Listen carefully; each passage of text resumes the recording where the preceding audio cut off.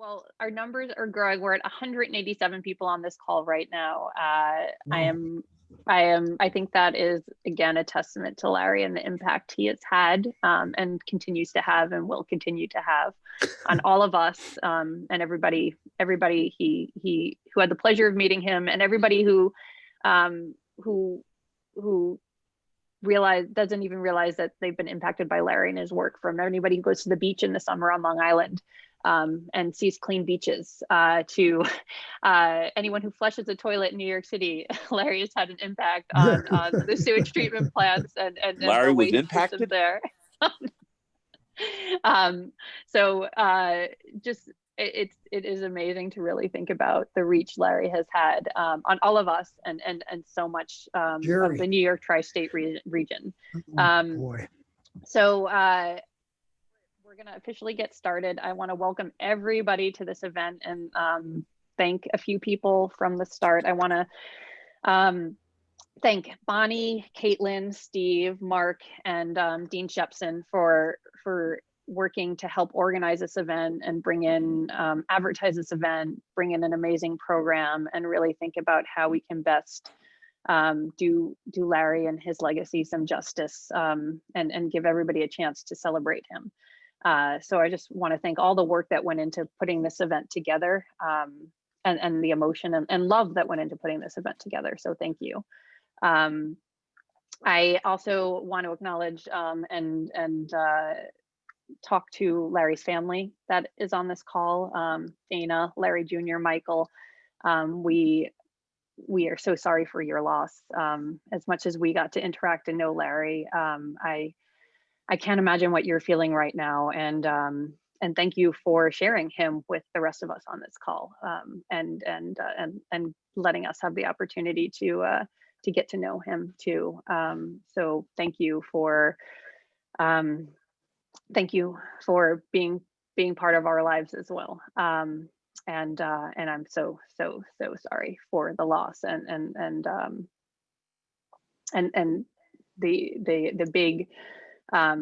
the big personality he was. And we are sending lots of love to you and your family in this time. So the way we're going to run this event is the first hour. We have some speakers lined up. Some people who knew Larry well from all different aspects of his life are going to share stories. And we really want to think about this as a celebration about Larry and telling stories and sharing stories about Larry, because that's what Larry loved doing, was storytelling. And in fact, it's very fitting that right now it's 1 o'clock, it's lunchtime, and Larry's favorite thing to do every day was lunchtime, no matter what, no matter where you were. As a graduate student who knew him, as many faculty and other students know, we'd go to his office at lunchtime, and that's when work got put away and he wanted to talk and have that moment of reflection, laughter, and politics. He loved talking about politics and getting any graduate student, especially any female graduate student, riled up about about politics. And he just loved to share stories from his times at sea. One of the ones I remember so vividly was a story about Queen Lily Howe and setting up a fake marker in the NOAA system with this amazing fake story behind it that they all that they created to just discussing politics, to talking about issues going on that day and sharing a meal together. I think it's what I remember about Larry, what he loved most. He really treasured that time, and I still treasure that time as a memory. So it's really fitting that we're doing this around lunchtime, and having a conversation and sharing stories, because I think that's exactly what Larry would have wanted. So thank you all for being here. And I have Larry in the back of my head when I was getting ready for this, even though it's virtual. As a graduate student, before I went to any conference, any meeting, no matter what, Larry would tell me to dress up. So I hope you all appreciate that for a Zoom meeting in quarantine time. I had Larry in the back of my head to dress up for this, and it made me laugh to think about that this morning. So we went over some Zoom protocol before, but just quickly remembering to mute when you're not talking, remembering to unmute when you talk. The chat feature, it's on the bottom of your screen. So you can click chat and you can type to anyone or one specific person. If you go to view, it's in the upper right-hand corner of your screen and you click on that. If you click on gallery view, you can see everybody on the call, and there's about 8 pages of people that you can click through to see everybody. So it's probably a great thing to click on so you can see everybody on the call and not just me or who's talking, but you can go back and forth between gallery and speaker view. And just remember to use the chat feature. So I'm going to introduce our speakers in a second, but I just want to go over some other logistics. We're going to try and keep our scheduled speakers to 5 minutes so we can have a lot of people share stories, and then that'll be the first hour, and the second hour is going to be open mic for everybody else on this call to share their stories of Larry. We just ask that you keep those short, so because a lot of people want to speak, and we want to be able to hear lots of different voices. So I'm going to be moderating time and be nudging people to move on. So there's room for somebody else to share their memories of Larry. If you feel like you haven't gotten a chance to share your memory or you don't feel comfortable talking, feel free to write it in the chat. We're going to capture everything in the chat. So write it in the chat, put it there. Mark is going to post a link of a memory board that he set up online where everybody can post a guest book where you can go write stories of Larry, memories, share things. That will exist online after this call.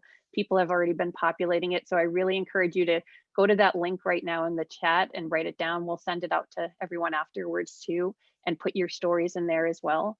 And I also want to mention that the School of Marine and Atmospheric Sciences has set up a scholarship fund in Larry's name that will be there to help undergraduate and graduate students that are in need. And it's a really amazing thing to do to honor Larry.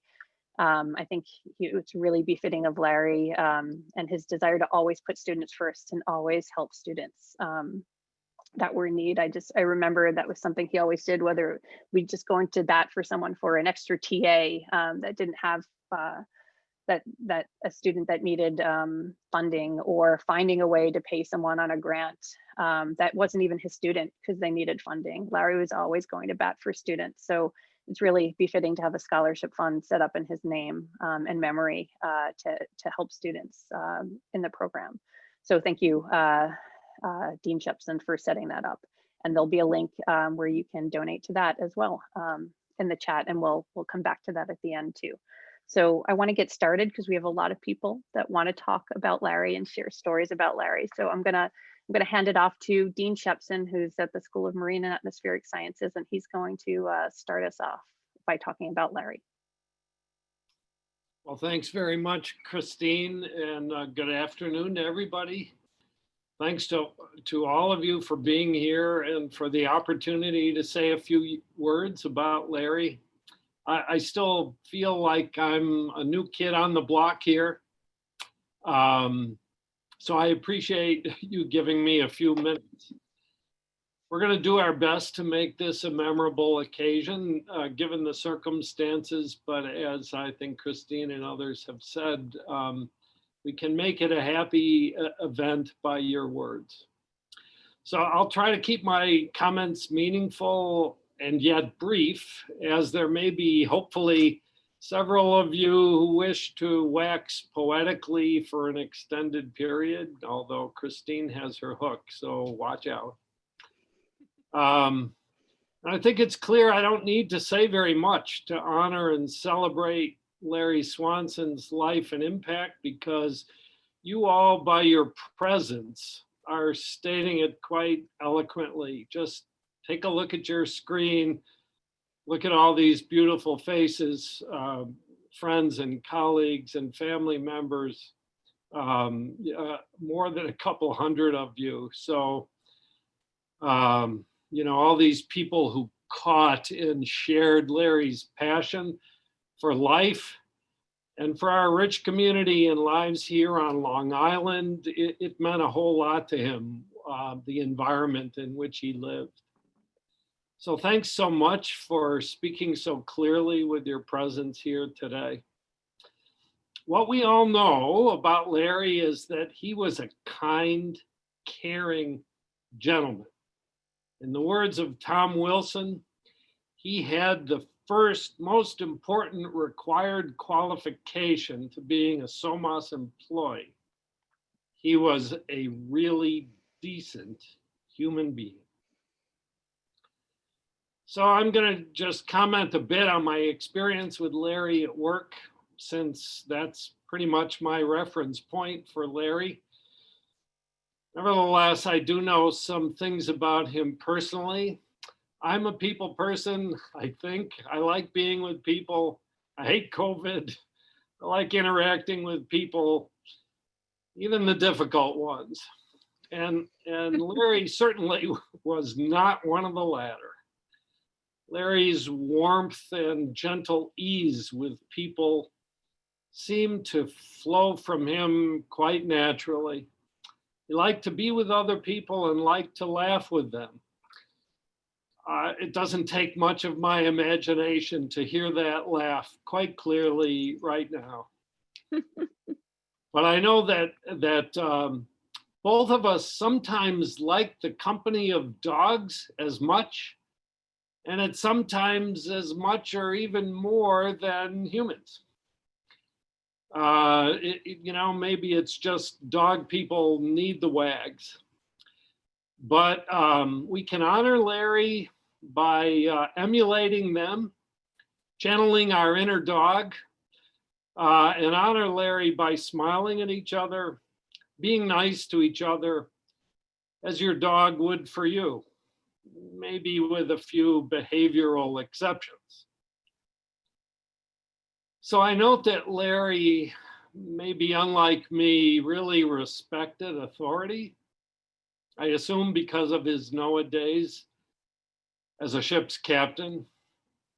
From the first time I walked in the door, Larry listened to and respected what I had to say, even when I was wrong, and sometimes didn't merit that consideration. But I was lucky to get that from him, and I learned from him and his gentlemanly kindness. And I really regret that I never said that to him. So this is one of the upsetting things about this event, that the person that we should be saying these things to is no longer here, at least in body. So the clear lesson is, at least for me, and I hope for you, whoever they are, say it to them now. Thank you. Thank you, Shep. That was really beautiful, and a really good message for all of us right now. So the next person we have that's going to speak is Karen Chytalo, who is the retired assistant director of the Marine Resources New York's DEC. I remember meeting Karen because Larry introduced me to her many years ago. Karen is a force and still is a force in DEC, even though she's retired, and she worked on many things with Larry. And he greatly respected Karen and the work she did, and it was really an example of science and policy working really closely together to do good. And I want to hand it to you, Karen. Thank you for being here. Thank you. I know it's a bittersweet time, to think that how could Larry, he was a fixture. He's not supposed to do this type of stuff and leave us all in the lurch like this. But Larry always had his heart into the school of SoMAS and stuff like that. He loved it. He loved the staff, the students, the staff there too, everyone that was a part of it. And that's where he always focused a lot of his attention to make them look better, make them do good. And I'm fortunate that I was a graduate of SoMAS when it was called Marine Sciences Research Center way back when, 1979. I'm dating myself. I'm one of the oldies. But I always had a heart. My heart was always in SoMAS too. And that's why I always was able to enjoy working with someone who shared a love for the science, love for collaborating and doing different types of things. In my former life at DEC, I got to do a lot of collaborations with Larry and SoMAS, and to do so many big projects, small projects, all different types of things. And it was just a joy to be able to work with him.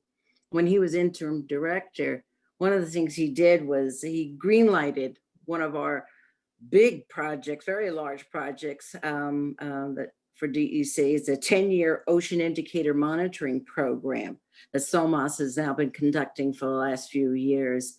I mean, it's a huge, huge undertaking.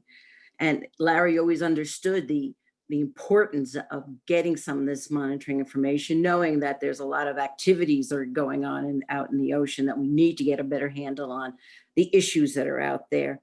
And just this past week, you know, the fruits of some of the of this monitoring program were highlighted at an international offshore workshop that was attended by offshore wind workshop that was attended by over 600 people from around the world.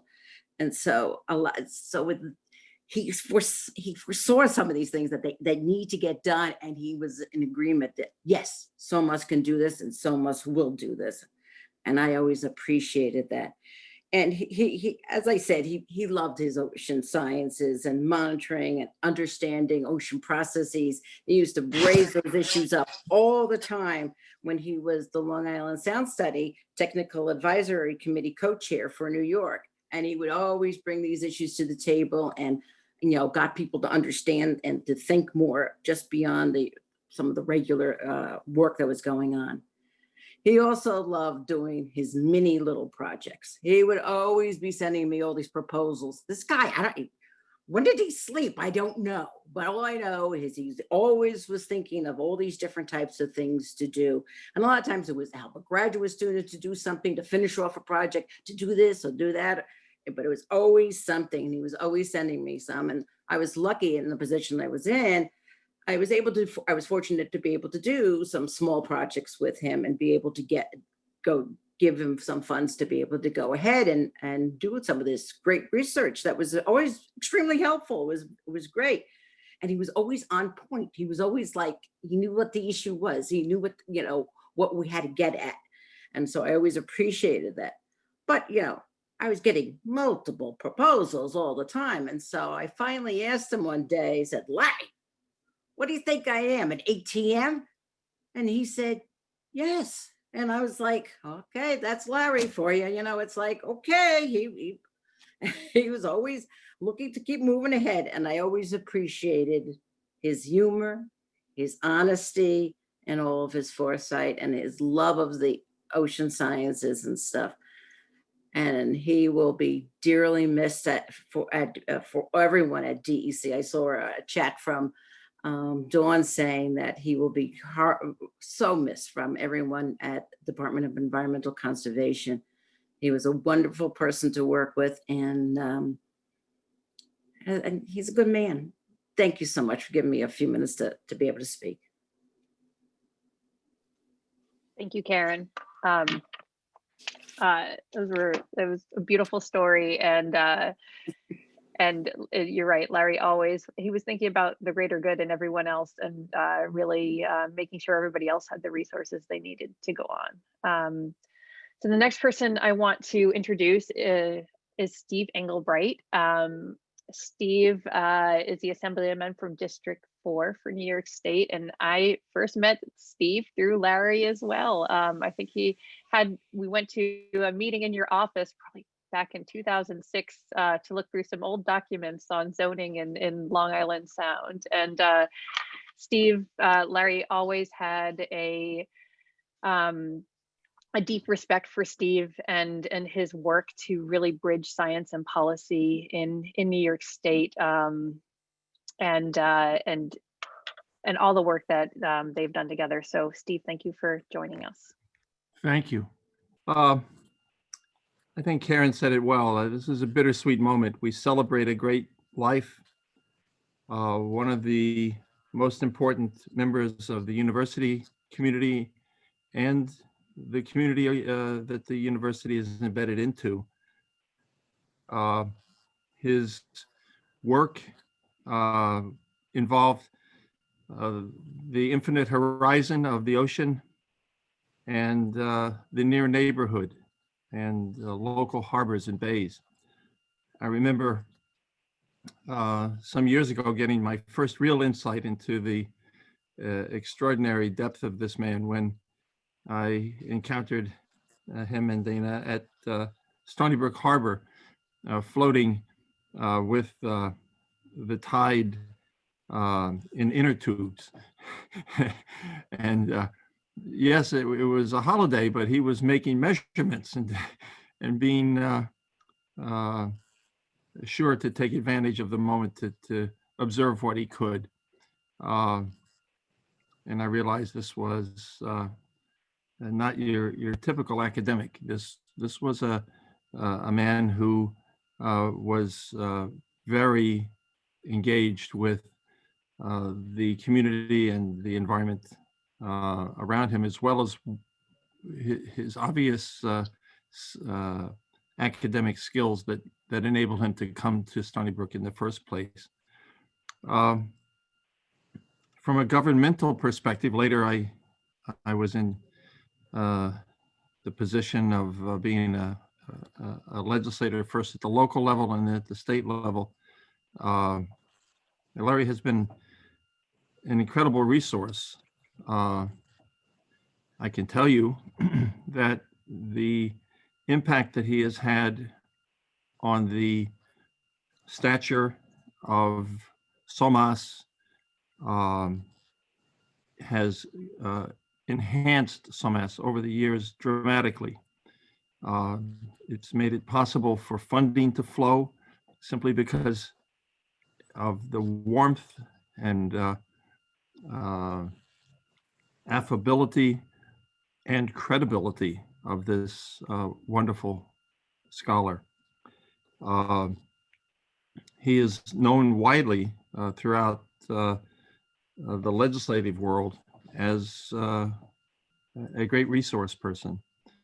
And so as I would work toward getting a piece of legislation passed or to try to identify funding, Larry was the fulcrum on making things possible because he was willing always to offer good advice and perspective that was widely respected. I don't know how to say it. I mean, he is truly irreplaceable. And yet he leaves behind a legacy within the university and the university's surrounding community that is indelible. And his work, I'm remembering his work on the Ocean Acidification Task Force was just about ready for publication at the time of his passing. And he really put his heart into it. I haven't any way to express how grateful I am for the role that he has played in taking advantage of the opportunity to take this simple legislative measure to set up a task force to study ocean acidification and to make it into something that had a depth and credibility to help identify Stony Brook with the quest for reducing the impact of greenhouse gases and particularly the negative impact of CO2 in the process of ocean acidification, something that all of my colleagues are now aware of. I don't know how to replace someone who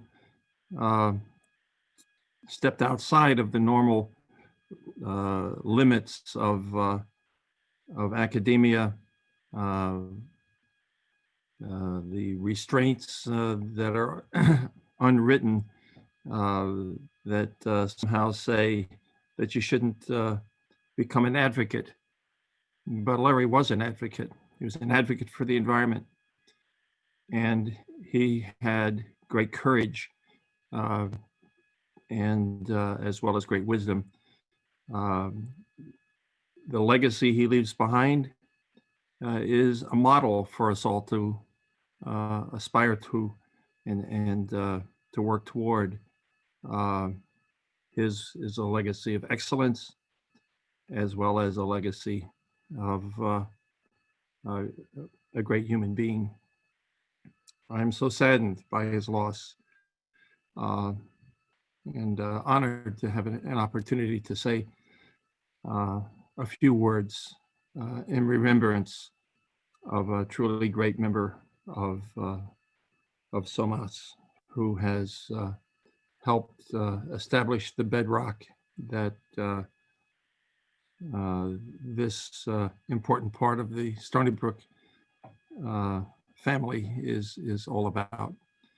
He has laid the bricks of a foundation for research and education that will live on through the work of SoMAS.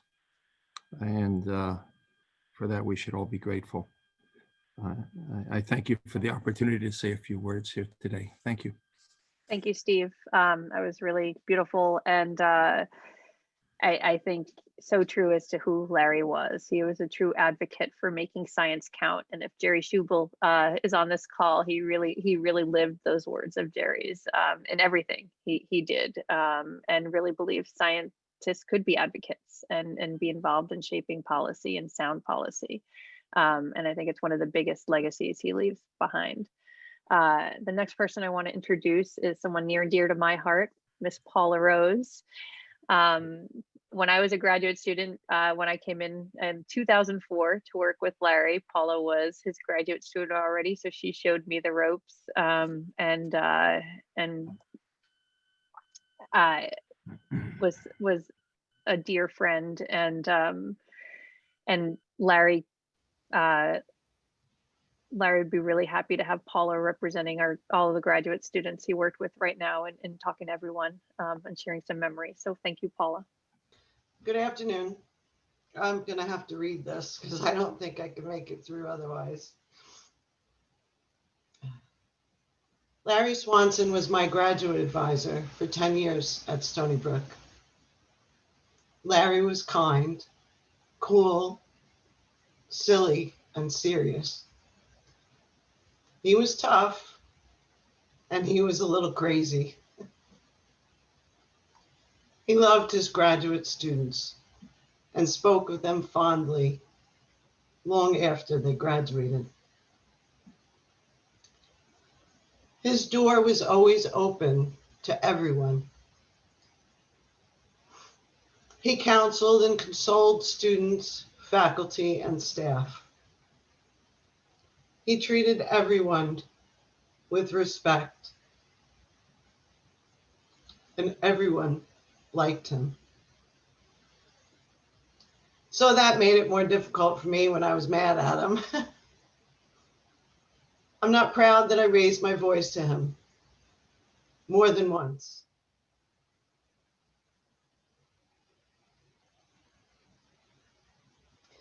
But Larry never lost his cool with me, and he never held it against me. Crying, however, seemed to scare Larry, which was interesting for a man who seemed mostly fearless. Larry hoarded tide tables that he clipped from the newspaper. He painted a portion of his house every summer and collected data from Stony Brook Harbor every chance he got. Larry shared incredible stories from his days at sea. I never figured out what motivated Larry, but I do know that he attributed finishing his PhD to Dana's persistence and not his own.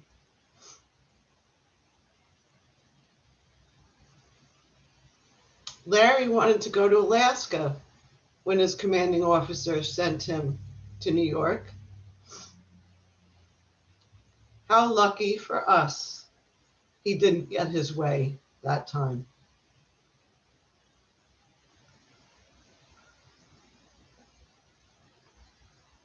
I learned so much from Larry. He was a meticulous scientist. He had high standards for doing science and communicating it.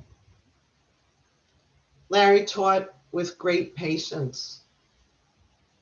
He spoke with authority, but never arrogance.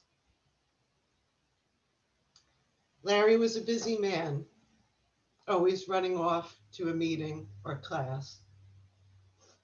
Yet he took the time to know people. He paid attention, except when I gave lectures in his class. Then he would fall asleep. Larry didn't seem to care what people thought of him, but at very key moments, like just before defending my thesis or heading off to my comprehensive exams, he would tell me that my performance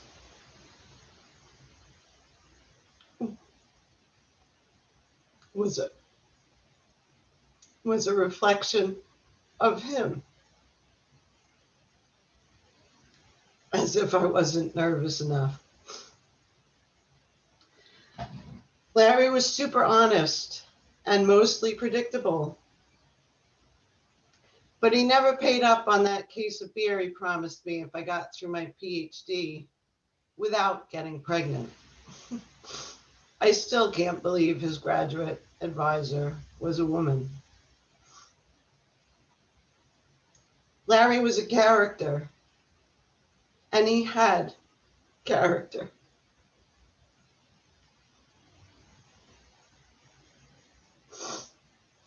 I respected, admired,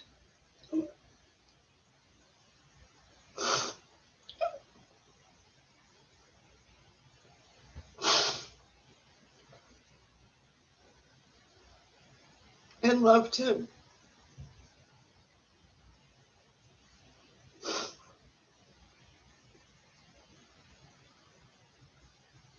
I'm sorry.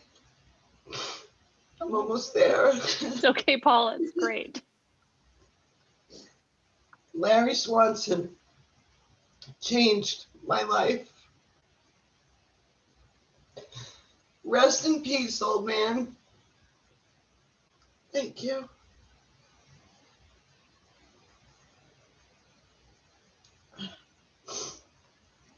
Thank you, That's Paula. Can't do anymore. That was beautiful, and just, yeah, it reminds me of all the times. It brings me back to so many lunches in Larry's office. And I echo so many of the sentiments. So thank you for sharing that. It was really meaningful. So the next person I have to introduce is Iver Duedall. Iver is from the Florida Institute of Technology and has been one of Larry's dear friends for a very, very long time. I remember hearing stories of Iver at many of our lunches. So I can't say I've ever had the chance to meet him. So I'm really excited to hear from him now and hear his memories of Larry. You know, watching this and looking at the pictures, it's sort of like that movie Back to the Future, except it's back a long time ago. I want to say that when Frank Withell emailed me about Larry, it just put a shock in me. And then we talked on the telephone, and I've thought about Larry every day, several times. Now, Mary and I, that's my wife, want to give our sincere love and condolences to Larry's family, his wife Dana, who we know very well, and sons Larry and Michael Jr. Now, I first met Larry in either the fall of 1963 or a bit later in 1964. We were both entering graduate students at Oregon State University, School of Oceanography. At that time, we were in our 20s and being quite unaware of what the future would bring. We enjoyed many wonderful and colorful classmates, including Don Connors, Kim Crocker, Dana Kester, Mert Ingham, and others, and many who would later join NOAA and have associations with Larry. Professor Kilo Park, he taught chemical oceanography at OSU, it was a binding force for most of the entering graduate students. He was Korean, and we were all required to take his course. But one interesting thing about his course was he would get everyone lined up outside the building and take our picture. Every time I met Larry, over the years, we would always bring up that subject. And, you know, where is that class picture? We wish we had it. Another important person at OSU was Professor Peter Weil, who, with his wife Muriel and family, would later relocate to Stony Brook. And so Larry had associations with Peter Weil way back in the 60s. At OSU, Larry majored in physical oceanography. His major professor was Professor June Putulo, who put a fright in most graduate students. She was really tough. She herself was a student of the late Professor Walter Munk, Scripps Institution of Oceanography. So Larry is part of a very strong oceanography lineage. The title of Larry's PhD thesis is Some Aspects of, oh gosh, I made a mistake here. Some Aspects of the Currents in Long Island Sound, Tide Currents. Anyway, ironic that in a few years later, he would be a leader in ocean environmental issues associated with Long Island Sound and New York Bight. Now, my close association with Larry and also Dana occurred in the mid-1970s when Larry led a small NOAA group to Stony Brook to manage the newly formed Marine Ecosystem Analysis Program.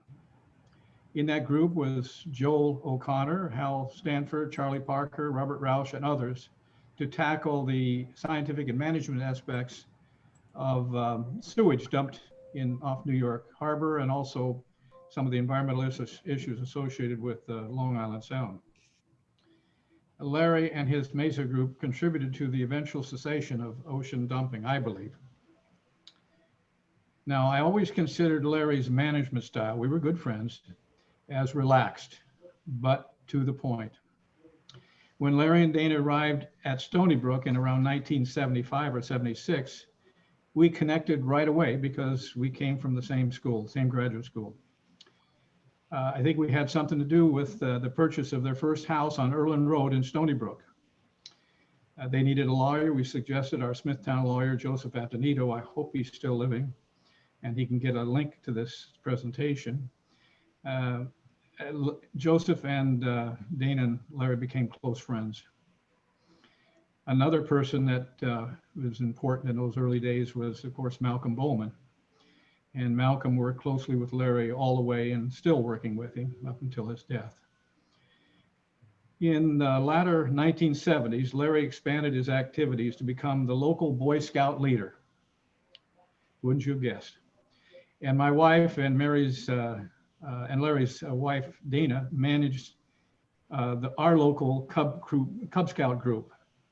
Larry guided many Stony Brook youngsters into the construction and racing of the Pine Box Derby cars and similar small-scale sailboats. Now, racing the Derby cars was not a problem, but the small sailboats, how could they be raced? And so this presented a problem. So Larry came up with the idea of filling a suitable length of house gutter with water and sitting on sawhorses with a fan to push the sails. It worked. That's Larry. Years later, when we would meet after we had moved from Stony Brook, the first thing Larry would always ask was, how is the family? He always would ask, how are the family? How's my sons, my wife? You know, he's a really family-oriented person. It meant a lot to us. Now, my last communication with Larry was about 2 weeks before he passed away. He had a friend, and it was a friend of mine, Professor Moll, who had just passed away. And I think they were working together on different things in the late 60s, 70s, because he was with NOAA. Now, Larry made this comment to me, that his big delight at night was to get a great big bowl of Tillamook ice cream. Now, Tillamook is a town in Oregon. They sell Tillamook cheese. And I didn't know they made ice cream, but anyway, so on my next trip to the grocery store here in Melbourne, Florida, at the public supermarket, I was surprised to find Tillamook ice cream on the shelves, which I bought, and it was delicious, just like Larry said. My only regret that I did not get back to Larry in time to tell him that it was in fact so delicious. Larry was a super guy. I miss him every day, every single day. Now, in closing, I want to thank Frank Rothel for contacting me about Larry, and also Malcolm Bowman, who kept me fully informed, and also Bonnie Stevenson, and also Mark Lang for orchestrating this presentation. And while I'm thinking about Larry all the time, I'm looking at all these images up here, and I can see a lot of people I used to know at Stony Brook, like Glenn Lopez, well, Vince Breslin. He's my student down here, but he also went back to Stony Brook to work for Larry. Mary Scranton, Bob Aller, Bob Cerrato. And it's just wonderful to see all these great people. It's a sad occasion, but it's a celebration. And I want to thank everyone for their stories, and my best wishes to everyone. Thank you, Iver. I want to introduce our next speaker, who most of you know on this call, Malcolm Bowman. Malcolm and Larry go very far back, and I'm sure he has some great stories to share. So Malcolm, I hand the mic to you. Oh, thank you, Christine, for your kind words. When I look around and see all these faces on the screen, I see a family. You know, I see a family, a SoMAS family that, you know, it's a very rare thing, I think, in the academic world to have such collegiality. And Larry was certainly a very important part of that. And when I saw those photographs that you contributed, you know, a great warmth came over me. I mean, it warmed my heart literally to see Larry and over the years and all the wonderful things he did. We go way back to the early days when he led, as Iver said, the NOAA MESA program. It was the biggest federal research program on New York Harbor, New York Bight ever, still remains. And Larry soon got Iver and I involved in solid waste, and I mean human solid waste. And we had the responsibility of going into New York Harbor and tracking down some of the bad guys who were releasing toxic chemicals through the sewer system. I'll tell you a funny story later, but Larry was the face of SoMAS to Long Island and the leadership of Long Island, anything to do with the environment. And I look around the group that here and I see many of the leaders, Ed Romaine, our town supervisors here, Cara Hahn, our county leader, Steve Englebright, our assembly leader, Vivian Valoria Fisher, former county leader, George Proios. Now, George was a student. He was not an elected politician, but I have to tell you, George is a politician of the first order. I see Valerie Cartwright. So this is all, I'm sure if we looked around, we probably see Andrew Cuomo is hiding up there somewhere, because Larry was the go-to guy. He even testified to the Supreme Court of the United States about whether Ellis Island was located in the state of New Jersey or the state of New York.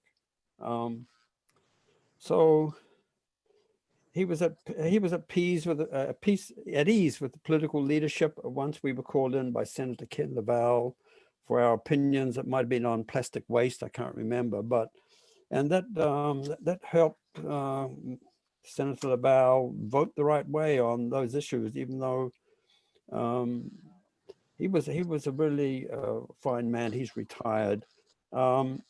Talking about messy offices, if I think around my colleagues at SoMAS who have messy offices, including my own, Larry, I think, takes the cake. His office was one giant horizontal filing cabinet. It just seemed stuff was everywhere. I don't know how on earth he functioned, but there was no filing anything in filing cabinets. And I'm sure Bonnie was there to help, and Christine and as well. I never heard Larry raise his voice except once, because we taught a lot together over the years. And he always had that voice of authority, but in a quiet way. But once I remember there was one student in the front row who had had his feet up on the table in front. And suddenly out of nowhere, Larry barked in a loud voice, "Get those feet off the table." And the student was shocked beyond belief. But apart from that, he was a gentleman of the first order. We wrote a book together, which was a lot of fun on Stony Brook Harbor, very like what you might call a coffee table book. And it was called Between Stony Brook Harbor Tides. Now, this book took forever.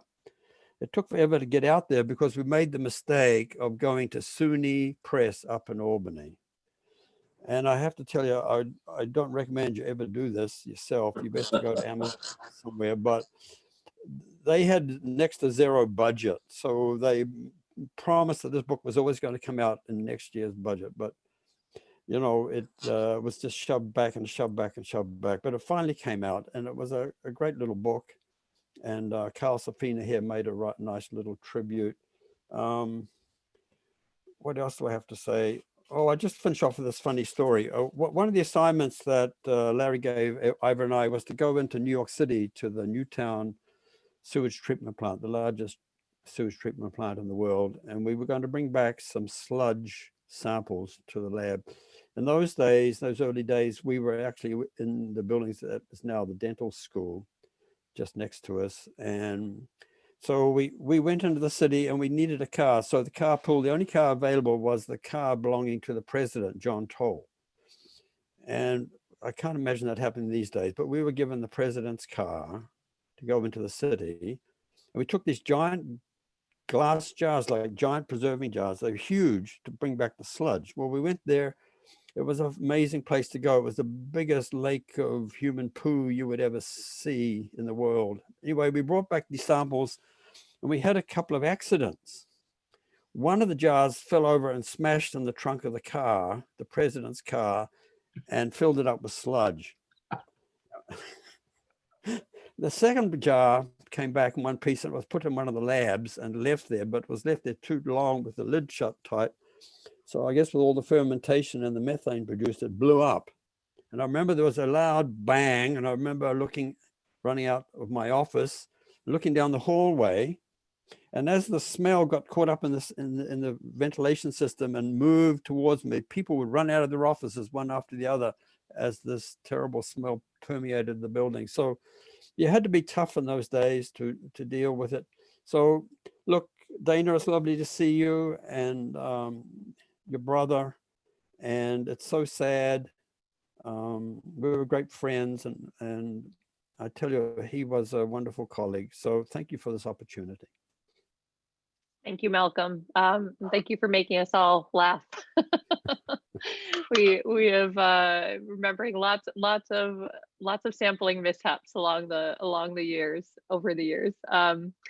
The next person I have the pleasure of introducing is Bill Wise, who's the former director of New York Sea Grant, a former SoMAS student and administrator, and someone I knew and respected very much from my time at SoMAS. So it's wonderful to have you here. The mic is yours. Thanks, Christine, and thank you for your with the folks that helped put this together. There's a part of me that just wants to says it's what Paula said. And she captured Larry very, very, very effectively, particularly for those of us who really knew him well. Paula, you did him real proud. That was very nicely done. I met Larry first when I was a freshly scrubbed graduate student at SoMAS, that was then MSRC, of course, in 1974 in the spring. My major professor was a fish biologist, a renowned fish biologist, Laurie McHugh. And he told me that Larry and the folks at Mesa were looking for a person to do some fish trawling in the apex of the New York Bight. And did I want to help out? And I said, sure, because if you worked with Laurie McHugh, you were doing a master's research project or even a doctoral project that was almost entirely library research. And I was very interested in the time, just starting out and getting out in the field. So I jumped at the chance. This was a couple of years before the sludge monster reared its ugly head offshore of Long Island and pirated the Mesa program and basically forced the focus of the program squarely onto, if not simply sewage sludge, ocean dumping generally. The Mesa New York Bight program is initially designed to have a much broader, actually more fundamental focus, but the sludge monster would not be denied and kind of drove that program in the direction that it eventually became pretty well remarked and famous for, actually. So Larry actually joined the first day of that cruise. Larry didn't know anything about fish, and I didn't know much about fish that early in my career either, frankly. He got off the boat at the end of the first day, and they put us up. The boat was running out of the New York Bight Project field facility at Floyd Bennett Field. And they put us up that night in some cavernous barracks room at Floyd Bennett Field. It probably had one light bulb for 30 acres of interior space. So it wasn't palatial accommodations by any stretch of the imagination. And I had a couple more interactions with Larry before he left Long Island, went down to Washington to take charge of UMPA. UMPA was the Ocean and Marine Pollution Assessment, and the Mesa office at Stony Brook, which was in the old biology building, was designated the Northeast Divisional Office of UMPA. And Joel and Hal Stanford were still in residence in that office, working out of that office, but Larry was in Washington. And then I worked for Jerry Schubel for a couple of years after I graduated from 1977 to 79. And if you recall, those of you who knew Jerry, remember how he was absolutely in love with meetings and workshops, the more the merrier. And so I got involved in many of those, and Larry would often come up and we'd renew our acquaintance. And then I left and went to Albany for 6 years through 1985 with the New York Sea Grant Program, and didn't see much of Larry then, but I came back to Stony Brook in '86 as the associate director and director of the Living Marine Resources Institute. And in 1987, Larry stepped down as the executive director of the Oceans and Atmospheric Research Unit within NOAA and came to Stony Brook as the director of what was then known as the Waste Management Institute. He and I worked together closely from 1987 until I retired as the sitting Sea Grant director in 2018. And I often, throughout my career, I typically worked every Saturday.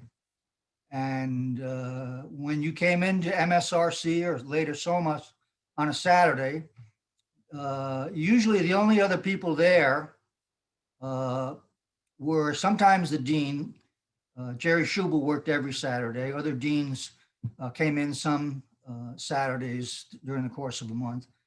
A couple of the graduate students, usually, frankly, the Asian graduate students, and the odd staff person.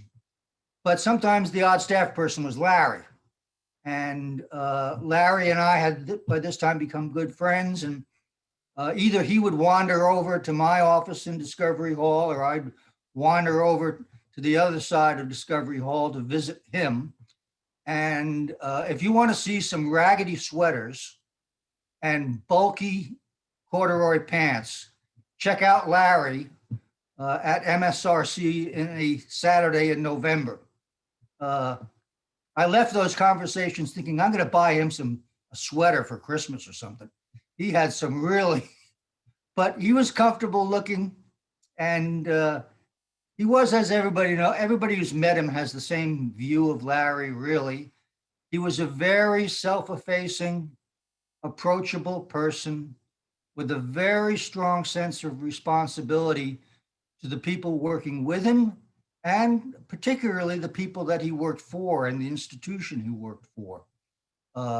He was loyal to SoMAS and Stony Brook to a fairly well. At times, I think, frankly, almost to a fault, because there were times when I think things were being done incorrectly or weren't done that should be done.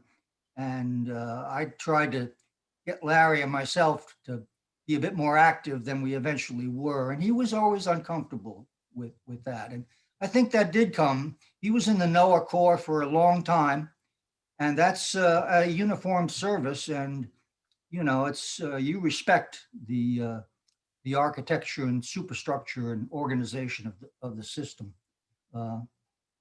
Larry was probably the person I've met in my career who had the broadest range of scientific environmental interests, activity, and impact. I mean, just his work as chairman of Suffolk County's Council on Environmental Quality for I don't know how long he was chairman, exposed him to a huge range of environmental topics. And yes, he made his imprint most heavily in waste studies, but that didn't define him by any stretch of the imagination. It was a real pleasure to know Larry. I was awful fond of Larry, and like Paula, I admired Larry. He was a very fine man. I never heard him say a really negative word about anybody. And lo and behold, I don't think I've ever heard anybody say a negative word about Larry Swanson. So Kim told me the news. I knew it was going to happen this way, actually. I couldn't see Larry ever really retiring. He really liked what he did. That he did. And, you know, I think he felt he had an impact, but he was not one to toot his own horn, that's for sure. So I share everybody's views of Larry, and I think we all feel about the same way at the moment. A sense of unreality, a sense of loss. But I think the more deeper view that we share of Larry is of a kind, respectful, admirable person. And that's the view that's going to persist with us as we leave this temporary stuff behind. So thank you again, Christine, for Thank you, Bill. Trip here. It's been a pleasure. And again, Paula, your remarks were beautiful. I didn't quite catch what it was about pregnant you were talking about, and I'm just going to let that go. But thank you. Thank you for giving me the opportunity, Christine. Thank you. And the next person I want to introduce is Tom Wilson. He's an instrument engineer at SoMAS, and he was very close with Larry as well. So Paul, the mic is Tom. The mic is yours. Thank you. Oh, good afternoon. Is this going through okay? Yep, we hear you just fine. All right. Well, thanks, Christine. Good afternoon, everybody. I'd like to thank the organizers for the opportunity to speak. Everyone here, over 200 groups of people who've come to celebrate Larry's life and legacy, and especially the friends and colleagues who've stepped up to share all the stories. Those stories are important. They encourage those who lead now, and they inspire those who will lead in the future. Now, whenever I have had the opportunity to weigh in on a search for any leadership position at Stony Brook, I offer the qualification Shep mentioned earlier, that the person should be a really decent human being. Almost invariably, this statement goes over like a lead balloon. Usually the response is a minimally polite variant of, yeah, sure, before discussion resumes. But it is overwhelmingly important, and Larry was the proof. Larry was not just a decent human being, but an exemplary one. He was a gentleman and a gentleman who appreciated every contribution and every contributor. When he was interim dean, he turned the school's faculty meetings into faculty staff meetings, and that's a practice that continues to this day. Larry was a great leader in part because we knew he would never, ever compromise his high ethical standards, regardless of the enticement. We could throw ourselves into the work wholeheartedly, knowing Larry had our back, that he would appreciate and applaud us for what we accomplished, and understand and protect us if we tried our best but came up short. Larry understood that if you never failed, that means you were playing it safe, and he knew the value of encouraging his team to swing for the fences. Larry was intelligent, talented, and wise, not the same as intelligent. He had an awesome grasp of so many subjects and the perspective of decades of experience in many different roles. He was generous and welcoming. He was always eager to share what he knew, whether it was in one of those famous huddles in his office at lunchtime, or teaching in class, or testifying to a congressional committee. Even after decades of working together, I still learned new things from him every time we met. Now, you have already heard of many great challenges that Larry undertook.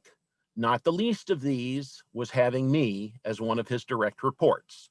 Just ask Bill Wise now or Shep in 6 months. I was fortunate to have had Larry as my supervisor. He knew when to let me do my job, which was most of the time, and I knew when I needed to get his advice or his direction. We seldom disagreed, but if he made a decision different from my recommendation, his direction was firm but never disrespectful.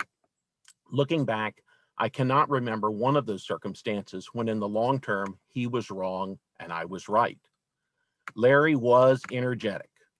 I knew when I rose in the morning, any night owl emails I had sent to him the evening before would almost always be answered, and almost always before 7 a.m. Larry was funny, but he was never cutting or mean. He had spent part of his childhood in Appalachia when his father was assigned there. Knowing I grew up in West Virginia, we swapped mountain lore, including his occasional joking requests for my family's best squirrel recipes. When my wife, Helen, thanked him for letting me add a week of vacation to a conference trip, he replied, well, it's a small price to pay for 7 more days without any of Tom's long emails. Larry was enthusiastic about the work. Just a few weeks ago, I was privileged to be with him on the water. We talked about the marshes and the change of seasons as the boat headed out to Stony Brook Harbor and Smithtown Bay, both places he loved so much. And by the way, my Zoom background today is a picture he took of Stony Brook Harbor. So I'll let you take a quick look.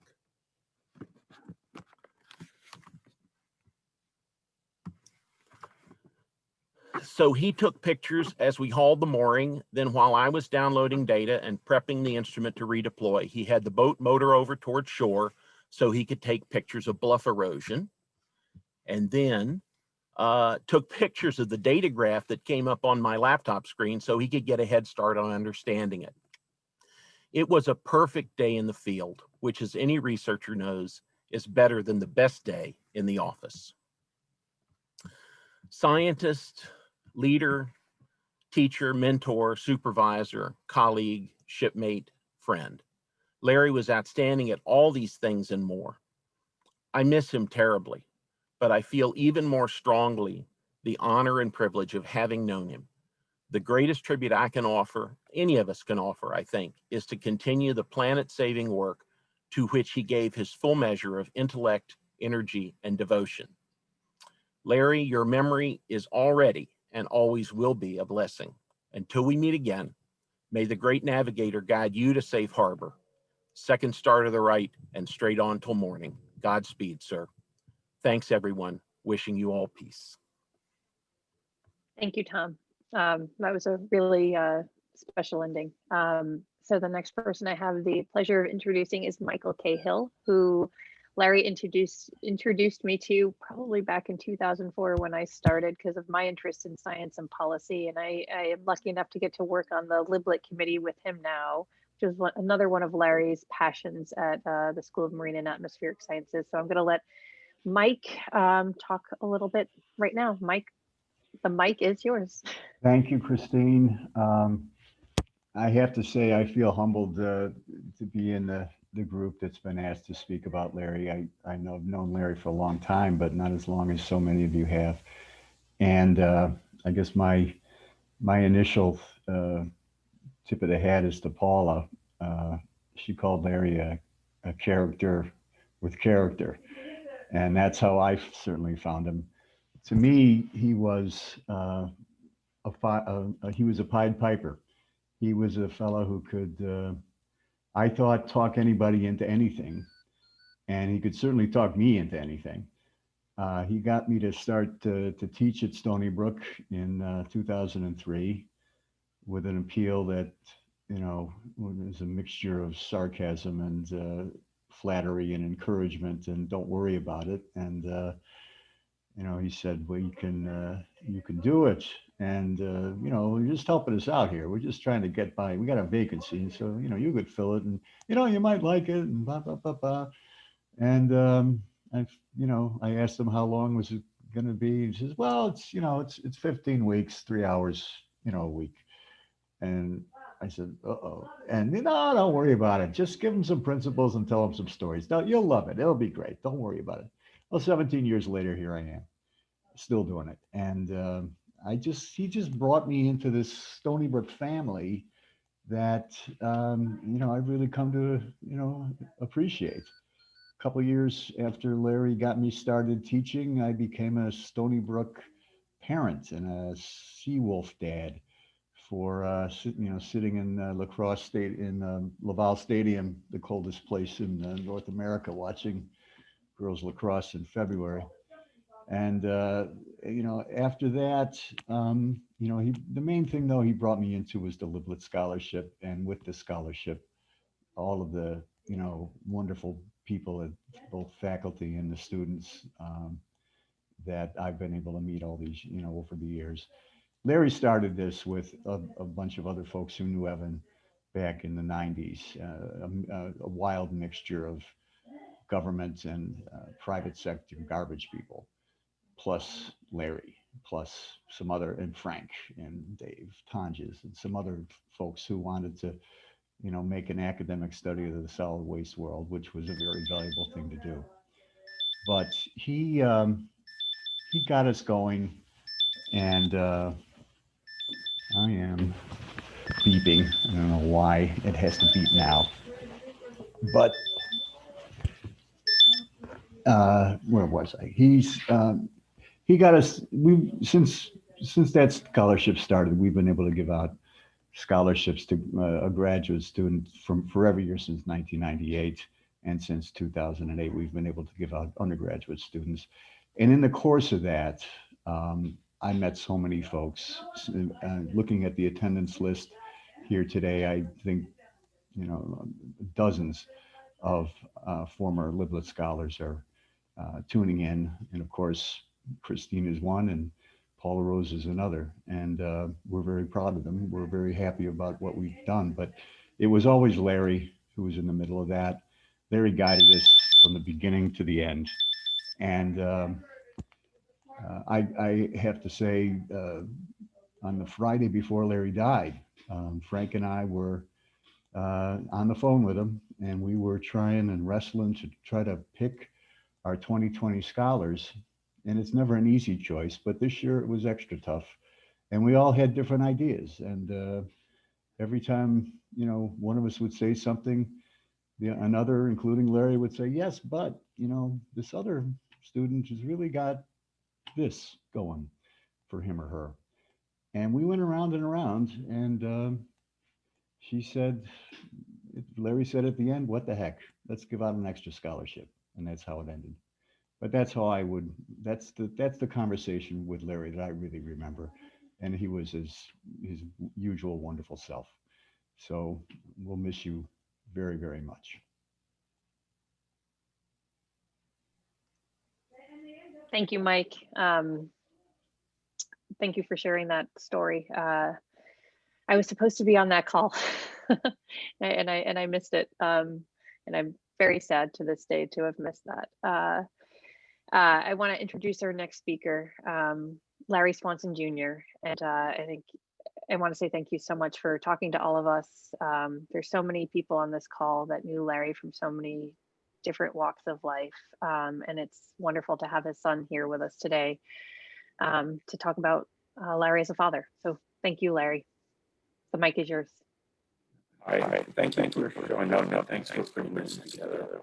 It really means a lot to both my mom and I. I guess this is kind of like one of the hardest things that I've ever had to do. It's how do you summarize somebody's life? I just want to say he truly was a wonderful, lovely, caring father. He always wanted us to learn. I keep getting these flashbacks of him, during high school. He was teaching me how to ride a bike, dragging me from swimming to swimming, teaching me how to play lacrosse. I never quite understood why. Taught me how to play lacrosse right-handed with right-handed. I always wanted that to happen.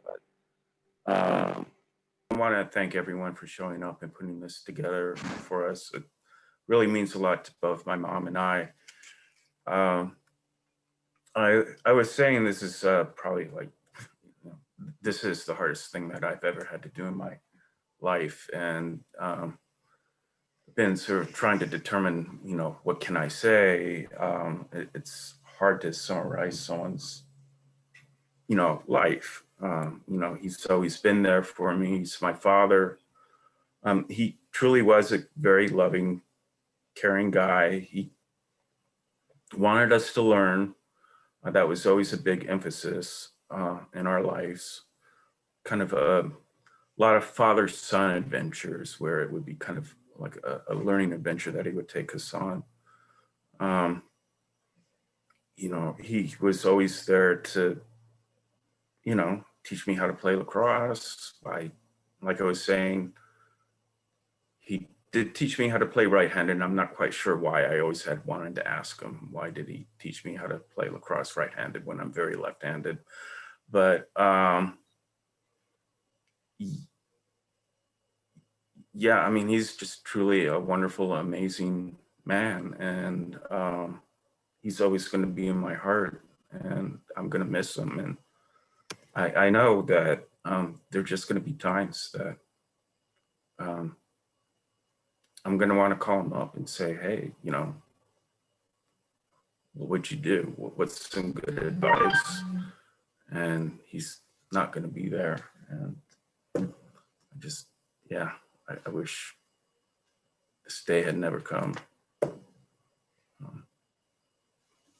Any closing remarks, Mom? No, you certainly said it right, Larry. It's very strange not having him around. Very strange. It's almost like the place is haunted. And probably always will be. Anyway, I thank you all for putting this together. It's been a beautiful event. Very, very nicely done. I just wish you were here to enjoy, to feel the praise and the love coming from all of you. Thank you very much. Thank you both, Larry and Dana, for sharing. I can't imagine how hard it is. And I know everybody, I speak for everyone on this call when we are sending lots of love and support your way, because Larry always supported everyone around him too. And we're there for you. So I know there are And Larry Jr., thank you so much for sharing those notes. It's really nice to hear different aspects of Larry's life and different points of view, which is what we're gonna do right now. We're gonna have some open mic and open it up to all of you. I want to first again thank Larry, Michael, and Larry Jr. for being part of this. I think Dana's brother and sister are also here today, so there's some family here. And I want to thank all of you for showing up. At one point, we had 215 people on this call from all over the country, all over the world, probably. And it's really just a testament to Larry. And again, I want to thank Bonnie, Frank, Caitlin, Shep, Steve, and Mark for putting this together and organizing this event. What I'm going to ask everybody to do now is either raise your hand or put your name in the chat if you want to speak. We're going to try and keep it to just 2 or 3 minutes apiece so people can talk. And Caitlin and I are going to monitor it. I've had a few people volunteer already, so I'm going to call on them. The first one being Malcolm Gowin, one of Larry's fraternity brothers, and I hope he's still on the call. If you're still on the call, Mac, we'd love to hear from you, so just unmute yourself. Just to raise your hand. I am here. And can you hear me? I'd like to start off by saying hello to Dana and Larry, and God bless you both, and God bless Larry. Most of you have known Larry at the middle and back end of his life. I'm one of those who knew Larry closer to the front end of his life, and I believe possibly longer or before any of you there, although Iver appears to have come on the scene relatively recently. Larry and I were fellow students at Lehigh University, both engineering students. He was a civil engineer and I was an industrial and systems engineer. And we lived across the hall from each other for 3 years in the fraternity house. So, and being an old man, I do get a little teary at times, especially when I lose a friend. At any rate, as I said, I knew Larry as a young man when we were maybe 19 years old. And it's interesting that some of the things that you say at the very end of his life were things that we saw in him at the very early stages of his life, and which were obviously characteristics of him which were the result of his upbringing and so forth, especially his humility and his decency, his good humor, and just being truly, truly good guy. Both Larry Jr. and Michael mentioned lacrosse, and I suspect that most of you knew that Larry was an excellent lacrosse player, both at Friends Academy in Bethesda and at Lehigh University. He had the unfortunate timing, of course, to play at the same time as a man at Syracuse University named Jim Brown. And all of you know that Jim Brown was almost certainly at that time the best lacrosse player on planet Earth. But nevertheless, when Larry went up against him, and it was honestly, while it's humorous, it was also a measure of the man, because he went out there and he played Jim Brown as hard as he could play him. God bless him. I'll tell you one other thing. You saw him as, at the end, a consummate professional, a person had already achieved. I saw the formative person, and Dana can verify this, but Larry once told me, he said, there were times at Lehigh he didn't have much fun. He said it wasn't very much fun. It was so darn hard. Well, those of you who have been engineering students will understand that that is a common complaint amongst engineering students that it's harder than the Dickens. But as you can see, he overcame that and became the consummate professional that he was. He talked about, Paula talked about standards. And while I'm sure Larry learned those at home, I can tell you we got an awful big dose of those at Lehigh University. And it was has been said of all of us in our small group that at times that those who worked for us and worked around us always talked about the standards. And these are things that we gave to each other that people like Larry and I and our other fraternity brothers gave to each other. I will have to say that Larry did the best job with academics after having said he didn't enjoy being at Lehigh and didn't really want to go to school again. He did a heck of a job, although someone else mentioned this, and we have to give a great deal of credit to Dana. As Larry said, she used to take the whip to him every night and make him get down the steps into the basement wherever his was set up to complete his dissertation. So kudos to Dana for that. I know that I'm jumping around here a little bit. I didn't come prepared, but Larry and I were young military officers at the same time. He was in Seattle, Bremerton, as an ensign, a lieutenant, JG, I guess at the time, Dana, with NOAA, which I think you've mentioned here, and I was a lieutenant, infantry lieutenant at Fort Lewis, Washington, so we were able to get together a few times. So I won't go on forever, and I know that I've teared up, but I did want to represent Larry's friends as well as myself and say, Dana, God bless you and you boys, and may the big guy rest in peace. Thank you, Christine.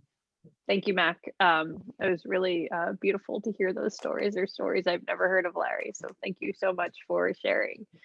We have a long list of people to get down. We've been getting texted, so I'm going to try and get to everybody. And if just want to remind people if they can keep their remarks brief. If I don't get to everyone, we do have that memorial page set up. We'll post the link for again at the end. The next person that wants to talk is Dan Lamont, Dana's brother. This is a bunch of beautiful stories. I think that my sister Lori, who's also on the call, and I have the privilege of being of having known Larry the longest of anybody on this call, except for Dana, of course.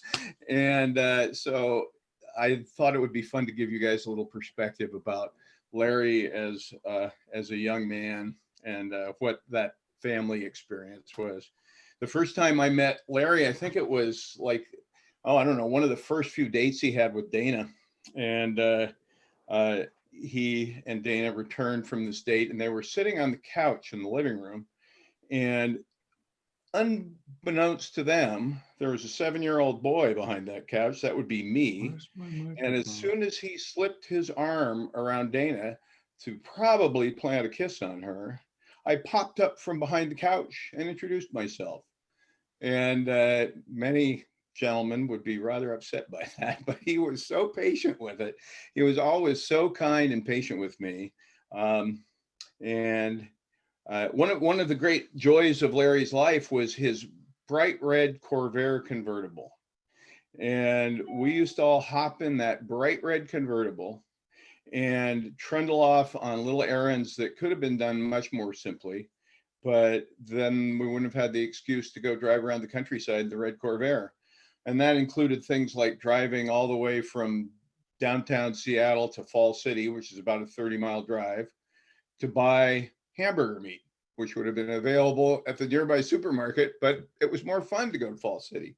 That was just the kind of guy he was. He was always there for us to share a great time and to be a big brother. He once took me for an overnight on the Pathfinder, where he served as the XO, I believe. And boy, I was 8 years old, and I was so excited to be on this big ship with my with my big brother in his fancy uniform. And it was always a great source of joy and excitement to me to be with Larry. And he and I had great adventures together. And he kept looking after me as time went on. I would get a call from him every now and again on a Sunday afternoon, just looking in on me. How you doing, Danny? He would say. And then we would talk and talk and talk for long periods of time. And so I know he would be very pleased to hear all that, but he would be also very self-effacing. He would be embarrassed by all the nice things you've said about him. But you're all spot on. He was a great guy, and he will be dearly missed, and he's going to be in all our hearts for the rest of our lives. And they're giving us advice and a smile and a joke. So thanks for being here, folks. Thank you, Dan. That was really beautiful to hear. I love the story of their first date. The next person that's on my list is David Conover, former Dean of the School of Marine and Atmospheric Sciences at Stony Brook. Thank you, Christine. It's great to see so many faces, even though it's a sad occasion. As others have said, it's also a celebration of what Larry has contributed. I wrote some comments in the chat that I'm not going to repeat. I just want to point out two of Larry's personal characteristics that I found especially helpful during my years as dean. And it was during those years when Larry was an associate dean for research, that we really got to know each other. First characteristic is that Larry was a great listener, a genuine listener. And when you had a conversation with Larry, it was evident that he was more interested in understanding and reflecting your point of view than in pushing his own point of view. And that created great trust. And when you're the dean, probably the most important thing you do is make decisions. And you want those decisions to be well informed. And Larry, many conversations I had with Larry about decisions we needed to make about the future of SoMAS were really informed and improved by those conversations I had with him. The second characteristic of Larry I just want to mention is his persistence. When he believed in something, he would not let it go, and he would work on it until it succeeded. And one example what's been mentioned earlier, the Evan Liblit Scholarship. Every year, I don't know if this still happens, but every year there was an Evan Liblit Scholarship Fund breakfast. And every year, Larry made absolutely sure that I attended every one of those breakfasts. And also gave remarks at those events. And I think he was so dedicated to it, not only because it was a fundraising opportunity to support student scholarships, but also because Larry really admired and believed in Evan Liblit and what he accomplished. He was one of the pioneers of recycling. And so in that vein, I think what's important for all of us to take away from this session today is that we support the Larry Swanson Memorial Scholarship Fund with the same enthusiasm and dedication that Larry displayed with respect to the Evelyn Liblit Scholarship Fund. So, thank you. Great to see everybody, and I'll continue listening. Thank you, David. The next person I have on my list is Bob Cerrato. Bob, do you want to say a few words?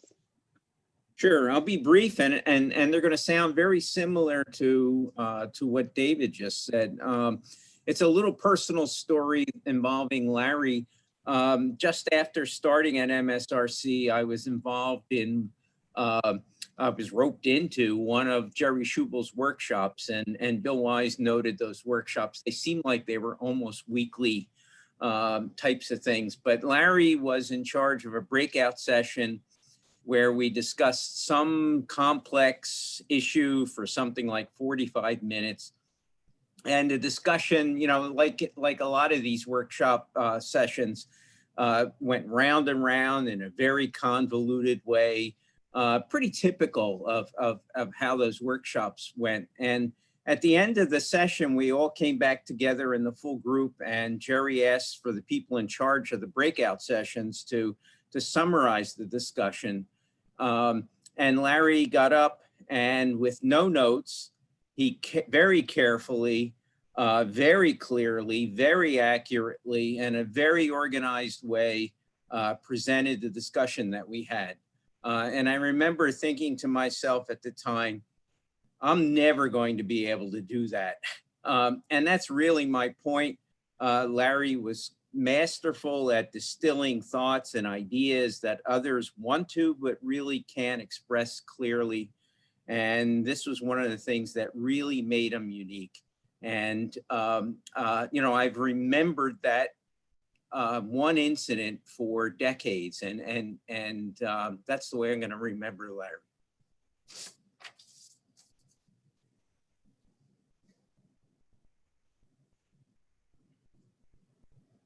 Thank you, Bob. The next person I have on my list is someone who emailed us yesterday, is Rebecca Grella. Are you on the call still? Yes, I'm on the call. I'll switch to video. I'm here sitting with my dog as a tribute to Larry, but I'm here really to say thank you to Larry and his family for believing in the mission and vision that he had to believe in the next generation of young scientists. Larry has really believed in the work that I'm doing in the Brentwood Union Free School District to support the young scientists that we have by assisting me in getting the access to Flax Pond Lab, but really believing in the work that I do with Diana Padilla, and believing in the work that we are trying to really get young people, particularly underrepresented minorities, to enjoy and seek the questions and to really live those questions through scientific research and investigation.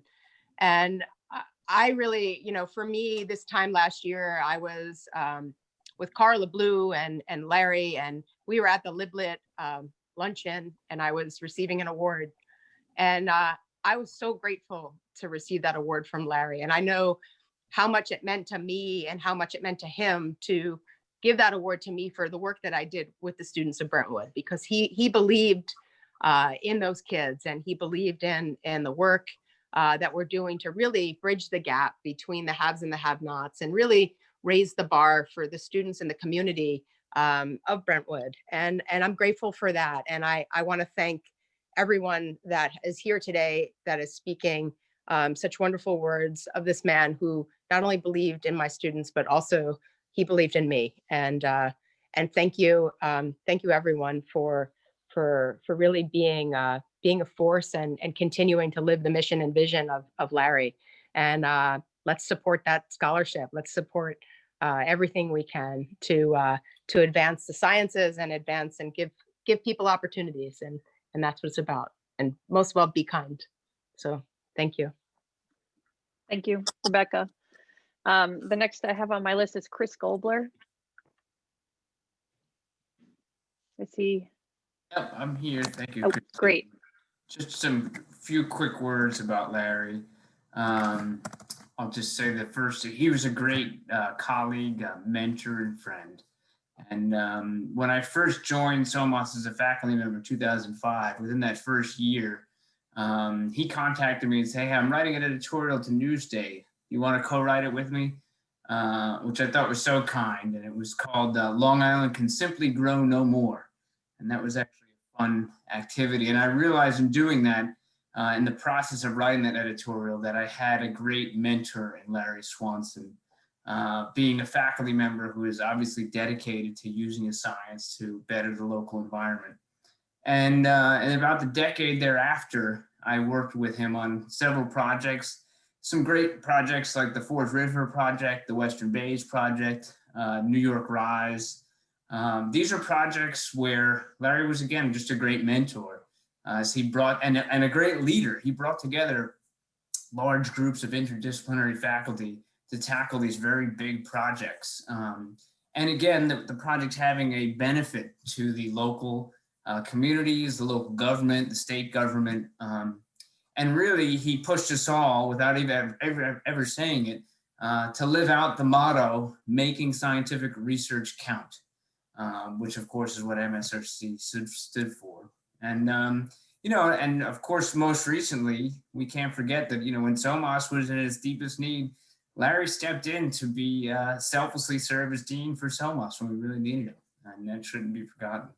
So I'll be indebted to Larry forever, actually, as being just a great mentor, somebody who always strove to make regional research as useful as possible to protect the environment. And also, and just as importantly, Larry's personal characteristics were important for me to see, to be a great environmental leader, but also someone who could serve with dignity, with integrity, and be someone who is kind and caring and open and humble. And so I'll always be grateful for having the experience to have been able to work with Larry, and never forget him. Thank you. Thank you, Chris. The next person I have is George Proios. I know my former colleagues. I have to tell you that that saying that you don't know what you missed until you don't have it is true. Although I love living in Tennessee, Sheldon Reven would be happy to learn I'm living on one of the TVA lakes. So I can look out from my backyard and see it every day with the Smoky Mountains. But unfortunately, I also remember that the Environment Department issued an advisory: only 1 fish per month is allowed to be eaten by an adult, none for pregnant women, and none for children under 12. So there's a lot of issues going on here. I asked the Environmental Department why they don't have a GCMS unit to test. And they said, what's a GCMS unit? So when I hear people say that Tennessee is the volunteer state, my response is the reason it's a volunteer state is because government doesn't do a damn thing to help the people.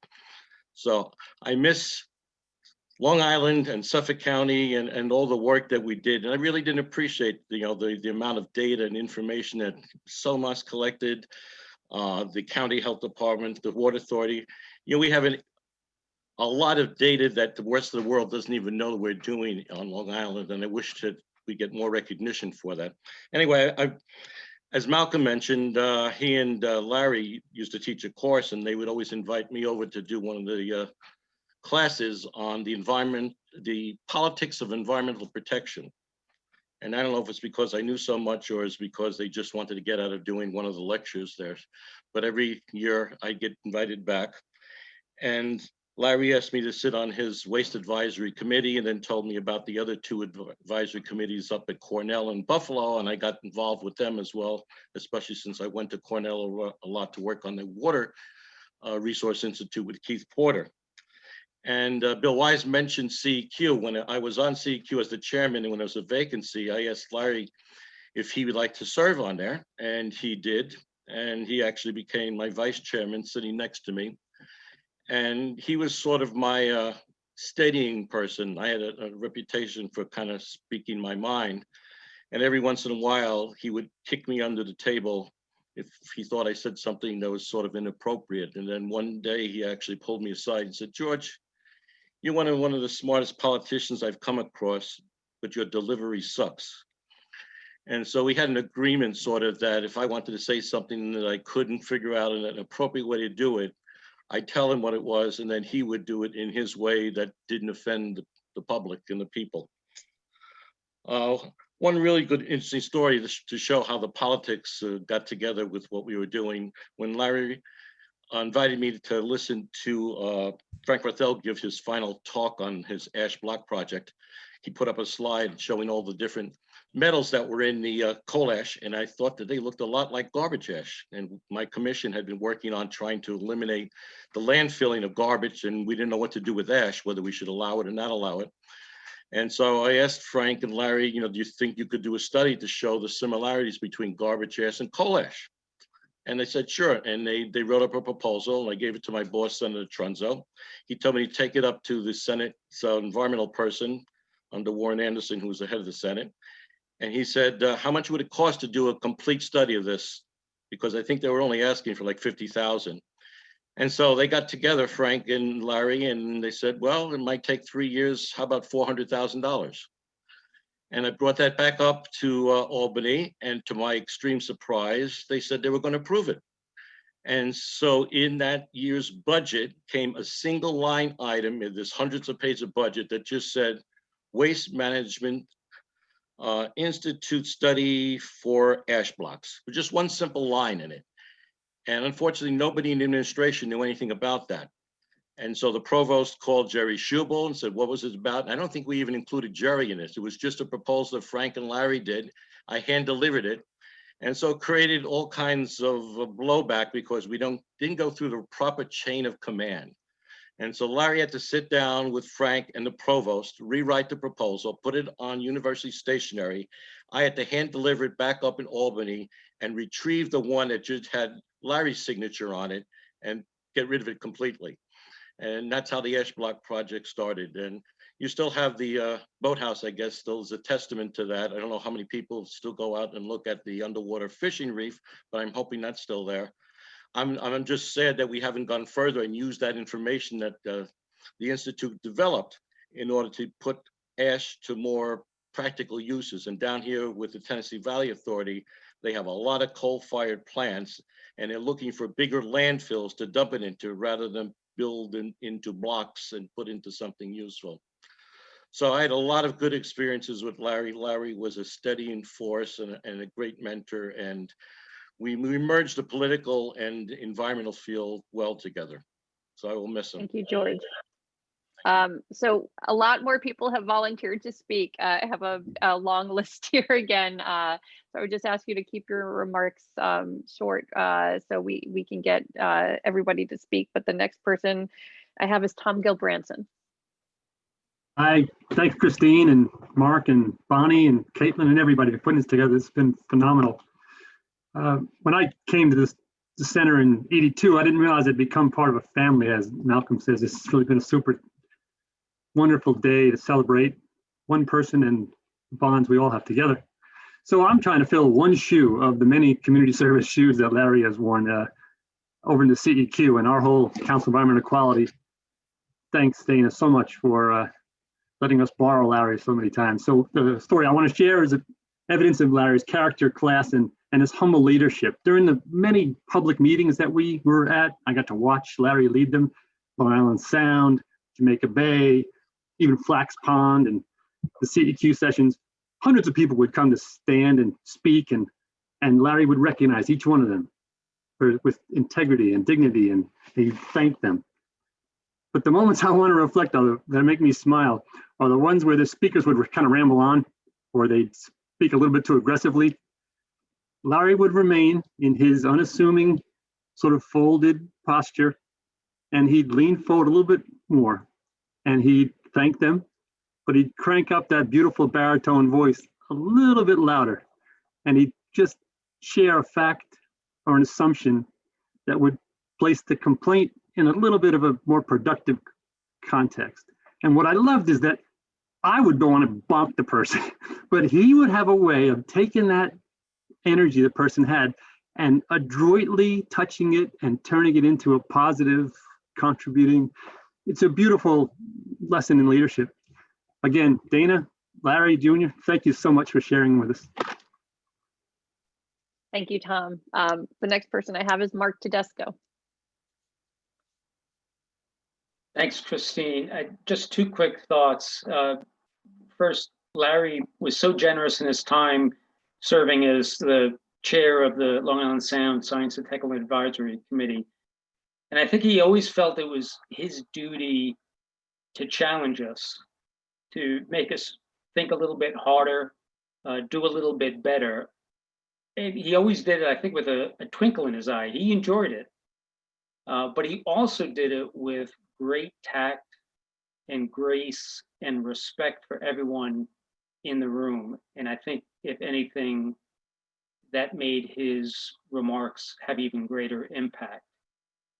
The second thought is I tend to lump people into two categories. One are the people that you're delighted to have as a luncheon companion sitting next to you at lunch or dinner, and those maybe not. Larry was definitely the kind of person you were delighted to have sit next to you. Because I think he always had the great talent in maybe the most enduring and seductive of life's pleasures, the art of conversation. And it was just a pleasure, as Christine, you had mentioned earlier, just to spend some time chatting.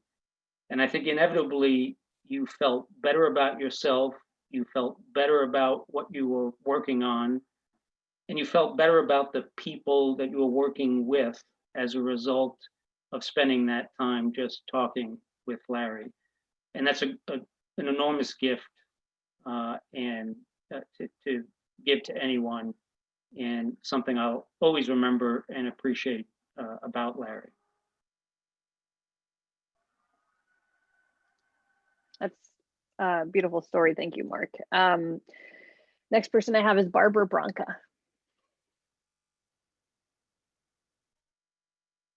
Hello, and thank you, Christine and Bonnie and Mark, for organizing this. I'm really touched by it. And even though I was not a grad student at SoMAS, but as the communications director of New York Sea Grant for 20 years, Larry was somewhat of a mentor to me.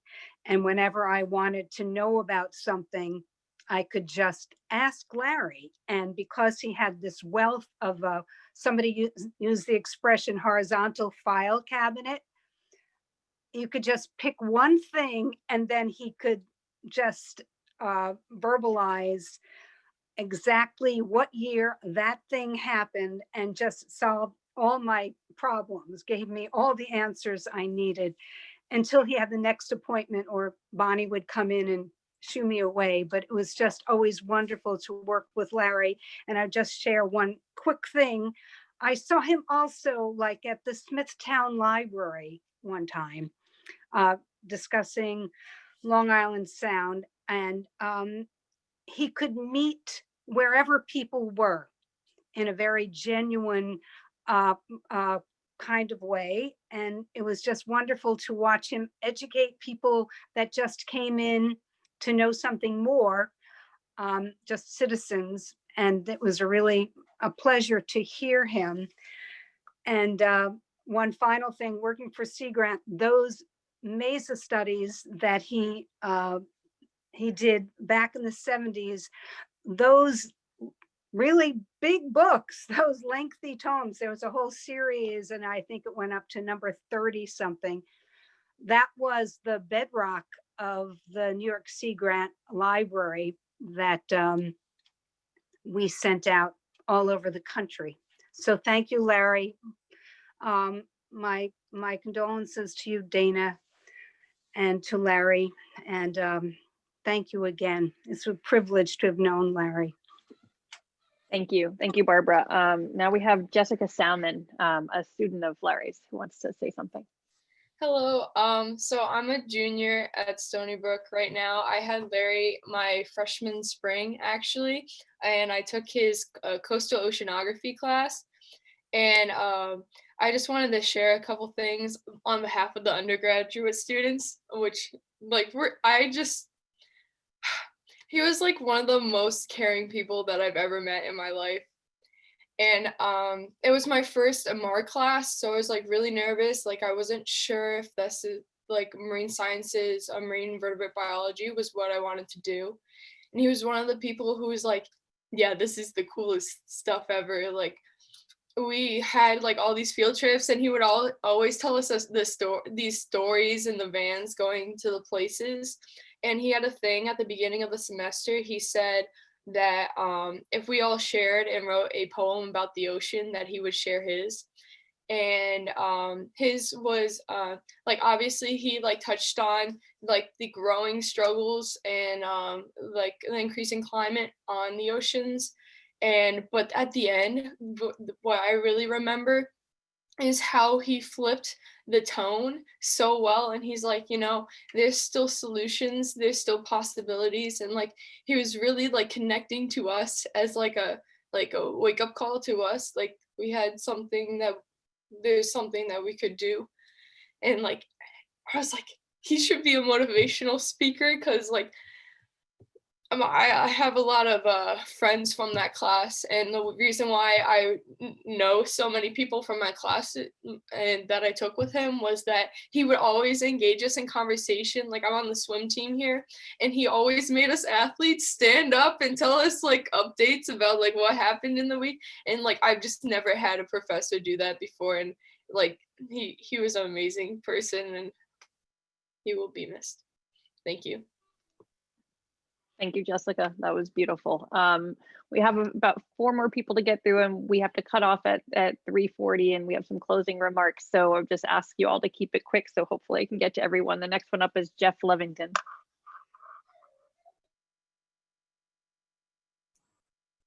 Hi, everybody. Well, Joan and I want to express our condolences to Dana. Larry and Dana used to be our neighbors years ago on Erland, and we miss them. We still miss them. But after all, a tree crashed through their house, and I think Dana couldn't live in the house anymore because of her hip. So I had to leave. But we've seen them so much in various ways. But I have to say something about Larry, something I came to realize about a year ago. Every time I saw him, I complained about something, and it was always a different thing. One time we had quite a spirited conversation about dredging Flax Pond. Another time it was about the cliffs at Long Beach and Smithtown, which we both love to walk. Another time it was about Stony Brook Harbor. It went on, and I couldn't understand why he was so patient with me. And I gradually realized that he knew about all of these things. He not only knew about all of these things, he was principally involved in so many different things. And the interesting thing about these things were that they were local, they were sometimes amazingly minor, and sometimes they were quite cosmic, like New York Bight. He really had this amazing range. And I think some of that came from being the master of a ship. He just walked the decks. He walked underneath. He looked at everything. He was always paying attention. And he seemed to know something substantively about everything. And I'll just finish by saying that one of our biggest debates was about Flax Pond. And I asked him about something, and he said, okay, well, here's the data. And about 15 minutes later, I had in my mailbox all of the data I needed to know to make my argument or to have my argument defeated. And my complaints don't matter. The point is just how engaged this fellow was. And I have to say that I've seen him complain about things, even people. This is the worst I've ever seen him say about somebody. He'd move his head a little, or he'd move forward a little bit, or his voice would raise about 3 decibels. That was about it, but you knew. Thank you, Jeff. Next I have up is Stephanie Masucci. I just have a real quick, fun little story, a memory. So this was while Larry was serving as dean. I came to work one morning and heard that we'd had a pretty contentious meeting the night before. It was a Marine Resources Advisory Council meeting. So that's mostly local fishermen. And they'd been in our conference room the evening before. And so, you know, we've had contentious meetings before, but about an hour later, I happened to walk through that conference room, and there's no real easy way to say this, but I saw a pile of poop on the floor. And so needless to say, I was beside myself, and I raced to Larry's office and I said, what do you want to do? I mean, I can't imagine that somebody's that mad at us that they would do such a thing. And Larry just looks at me and he smirks. And I said, this isn't funny. I mean, I'm mortified.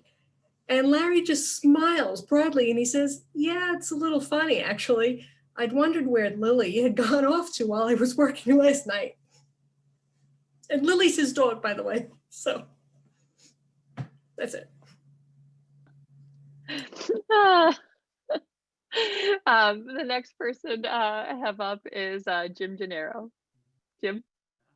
Thank you, Christine, and I just want to, add my voice to the chorus of Larry's friends and family, and to Dana and to Larry and to to Michael and Steve Englebright had mentioned. Steve is my mentor, by the way. I know him 45 years. He talked about the Ocean Acidification Task Force, and I was fortunate to be chair of that task force. And DEC asked me if I wanted to chair it. I said, yeah, I'll only do it if Larry gets to be like the gubernatorial appointee and also the lead investigator. And they said, of course, like who else would we go to other than Larry for that? But, you know, previous to that, you know, I know Larry for 30 years when I was chair of the Committee on Environmental Protection for the New York City Council. Anytime I needed, you know, any kind of analysis done on anything, somebody to come in and give testimony, he was more than willing to schlep to City Hall and, you know, do whatever I wanted. And, you know, he just talked about, you know, the future and, you know, and when COVID hit, he's like, how are these students going to get the proper education? And I'm like, Larry, you're probably 80 years old. It's like, you got to be worried about yourself and like not putting yourself in front of all these kids, you know? And he was just a great guy. And, you know, I loved him very much. And he was really a great friend to me and to everybody. And you know, the last communication I had with Larry was that, you know, I was able to show him, you know, I was a widower and I got married like 12 weeks ago, and I, you know, got to show him my wedding pictures, and he was, you know, very excited about that, and just, you know, stayed in touch with me just to see how I was doing. He was just a great guy. I love him very much, and really gonna miss him. And I, you know, I just thank, you know, Dan and Larry's family for sharing him with us. I'm gonna really miss this man. So thanks very much. Thank you, Jim. And unfortunately, I have to cut it off there because we are out of time, but we want to end with some closing remarks. And I just want to thank everyone here and remind you that if you didn't get a chance to share your story, even if you did get a chance to share your story, we'd love for you to go to the website Mark Lang has set up as a memorial website and post your story there. That is something that will live on. So please do that. He's going to put that link again in the chat. Thank you all for sharing. Larry would be so amazed by listening to this, amazed and embarrassed knowing Larry. And it was so meaningful for, I think, all of us to be here to celebrate Larry and his life. And I have to say the one best thing that I'm happiest about is Larry got to meet my son last year for the first time, who's a year old, and it was really special having Larry get to meet him. And by the way, Paula, I did get my case of beer. So on that note, thank you again, and we're sending so much love to Larry's family, everyone on this call, all the students, all the teachers, all the faculty that knew him and loved him so much, to Bonnie, who was by Larry's side at SoMAS, and Caitlin these last few years, really stepping in, helping to finish up his classes. Thank you all. We're going to end on a poem read by David Taylor. So, David. This is a poem that Larry wrote some years ago, and I'm honored to read one Larry's poetry. I've always thought of him as a fellow poet. Rocky coast, sandy shore, a lonely soul explores treasures past, debris galore, scattered flotsam, jettisoned and awesome. A lighthouse looming, foghorn booming, dusk arrives, Chessie beside.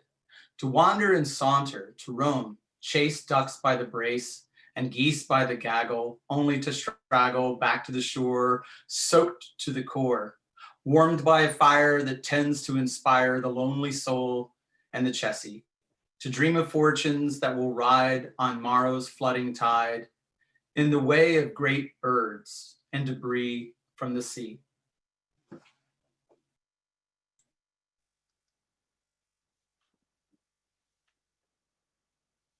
Thank you, David. And I want to close out this this call, this celebration, this tribute, reminding everyone about the scholarship fund we've set up in Larry's name for students, which were who Larry was the #1 champion for his students, always was and always is. So the link for that is in the chat as well. And again, our deepest condolences to Dana, Larry Jr., and Michael, and the rest of Larry's family, and to the entire SoMAS community, who Larry left such an impact on. And I've held it together for most of this call, but this is where I am at a loss for words, but just we miss you very much, Larry, and thank you for having such an impact on all of our lives, and believing in every single one of us on this call. You made us each a better person, so thank you everyone.